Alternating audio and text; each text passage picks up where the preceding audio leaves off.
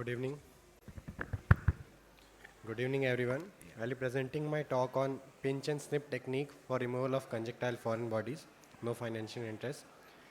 So, blast injuries can lead to impaction of foreign bodies in conjunctiva, and they can serve as nidus for infection. And meticulous surgery is needed to minimize the inflammation. So, we describe a novel technique for removal of these foreign bodies. So, 5 patients with mean age of 17.6 years were selected. So, as you can see here, the foreign body was first grasped with the McPherson forceps. This is to pinch the conjunctiva, and then it was moved up to secure the foreign body, and that would eventually lead to hemostasis. Then the MVR blade was used to snip the conjunctiva, and this led to a smaller cut, which otherwise could have been bigger. And then limbs forceps was used to remove it. So in all 5 patients, the conjunctival foreign body is removed successfully, excellent hemostasis. And so the McPherson forceps, the aim here is to prevent slippage of palate, otherwise it will keep moving. So we first grasp and pull it, and then it is snip. And we used AIOCT to demonstrate this technique as shown in this figure. It is an effective and simple technique to tackle multiple conjunctival foreign body and doesn't need sophisticated instrument and is easily reproducible. However, we could not, we had very less sample size. So, thank you. Do you have any video to show? It's only the photos. Huh? Okay. I don't have. It was lost in COVID. How many cases are there? 5. 5 cases. How many required suturing at the end?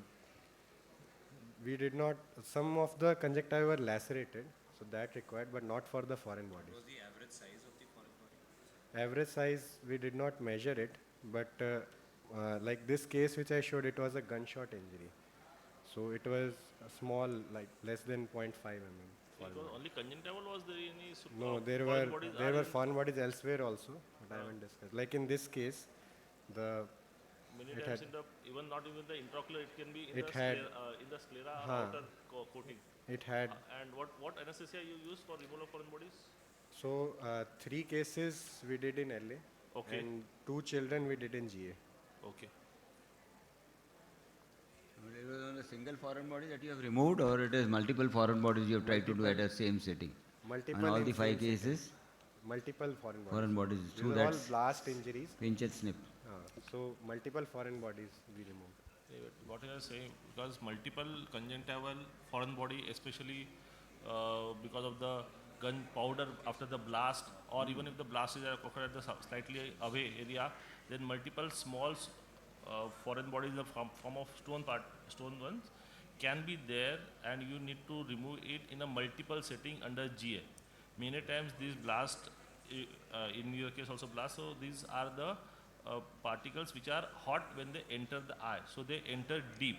So it is not only that removing at one time requires, you may have to call the patient for 2 weeks, 3 weeks. You will find the foreign bodies which were slightly deeper, they are coming out. So that is also there. So when you are saying blast injuries and foreign bodies which are multiple, these are not only superficial, they are in the anterior part of the coat of the eye, which you need to look for again after few days. So that is the thing. 5 cases, how many patients underwent the second procedure? So not for the conjunctival, but for let's say corneal foreign bodies, there were intraretinal also. For that, 3 of them. But conjunctiva, using this technique, you were able to remove almost everyone. Almost all of them. Some You needed to convert to the other technique to lift the conjunctiva and then remove, or did you need to convert to the traditional technique of removal, or? no. From conjunctiva, we try to remove in this way only of all the patients. Any other investigations you did while doing this? Because if it's a gunshot injury, perforation is a very good chance, and you're doing this under topical anesthesia. No. And sorry? Not topical, sir. GA or under block. If the globe was intact, then under block, and otherwise under GA, sir. Okay. But no investigations were done prior to that.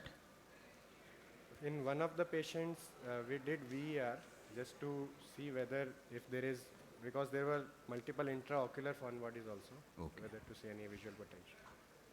Fine, thank you.